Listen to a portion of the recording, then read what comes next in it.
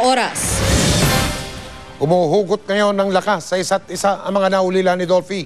Malaking bagay ito, lalo pat ayon kay Zazia Padilla, napakahirap pa rin tanggapin na wala na ang hari ng komedya. Nakatutok si Lar Santiago. Hindi maikakaila ang pagmamahal ni Zazia Padilla kay Dolphy. Sa 23 meaningful years na magkasama sila, masasabing sanay na sila sa isa't isa. Kaya naman malaking dagok para kay Zazia ang pagpanaw ng Comedy King. 5 linggong nanatili si Dolphy sa Makati Medical Center bago siya sumakabilang buhay Martes ng gabi. Sa aking pakikipag-usap noon kay Zazia, sinabi niyang handa raw sila anuman ang mangyari sa Comedy King. Pero sa pagharap kanina ni Zazia sa media, napagtanto niyang hindi raw pala madaling tanggapin ang pagkawala ng kanyang minamahal. Siya, mahirap pa rin bang tanggapin? Oo naman. Kasi parang, nung nasa ospital pa lang, kasi nakapag-decide na kami noon na, sige, parang we will let go of one room. Kasi meron kaming family room, wag na natin i-keep tong kwarto para makapagbalik na tayo sa trabaho. Meron ako talagang schedule ng Thursday, supposedly na shooting for I Doobie-Doobie-Doo kasi may 3 days pa ako natitira doon eh. Sabi ko, sige, Eric magte-taping na, si Junior nag-taping na, si Epi nagte-taping na. Parang umalik na tayo no, sa ginagawa natin. Hindi pa rin daw sanay si Zazia na gumising sa umaga na wala si Dolphy sa kanyang tabi. Mahirap talaga yun, mahirap. So ganun lang, katulad kagabi, katabi ko si Nicole sa kama. And then sinabi ko talaga sa kanya, love you ko, good night. Tsaka minsan, I just call it, lovey, lovey. Gano'n lang ako ng gano'n.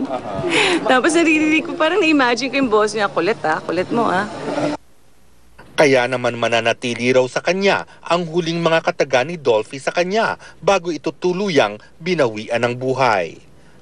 Sabi ng mama ko, ba't di mo sinabi yung words na I love you? Because he said it to me. Kasi wala nga siyang boses dahil meron siyang trach dito sa leg niya. Yun talaga, sabi ko, ang swerte ko kasi nakita ko pa yun. Sabi ko, love you. Makulit ako sa kanya eh. Kinukulit ko siya palagi dahil ayaw niya nga nakikita kaming malungkot at umiiyak.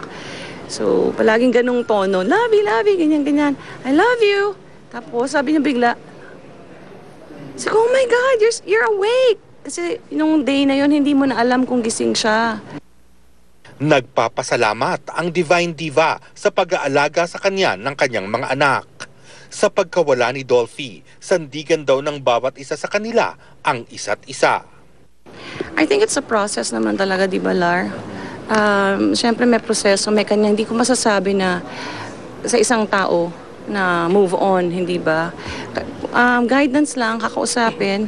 Kung kailangan namin grief counselor, gagawin namin as a family.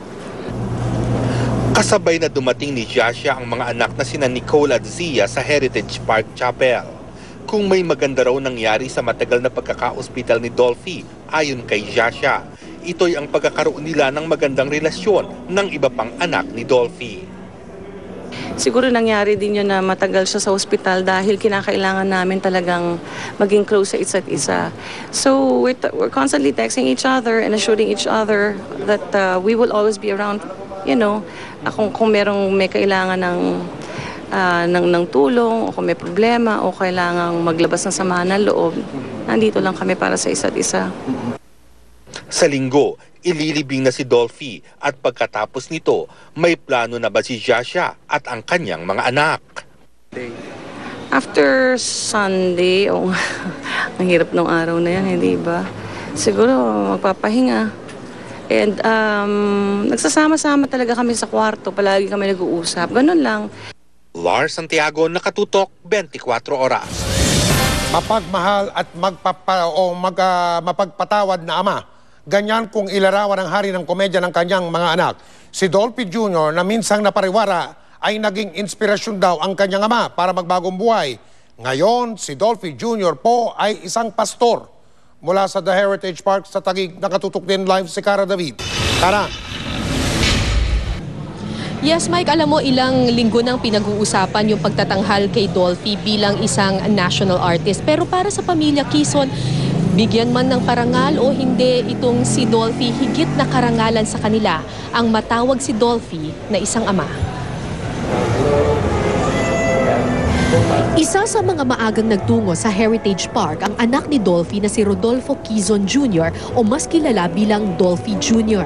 Aminado si Dolphy Jr., malaki ang sama ng loob at problema na idinulot niya sa ama matapos siyang malulong sa droga at makulong noong dekada 80. Pero sadya raw walang patid ang pagmamahal ni Dolphy sa kanyang mga anak.